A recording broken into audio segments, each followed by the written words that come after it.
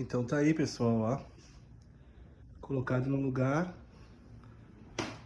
Ó, olhado de frente, o bando no lugar, tá? Ó como é que ficou ali. Viu?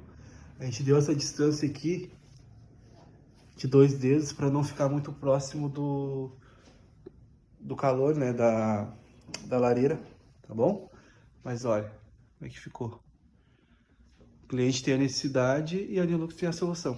Um abraço, pessoal.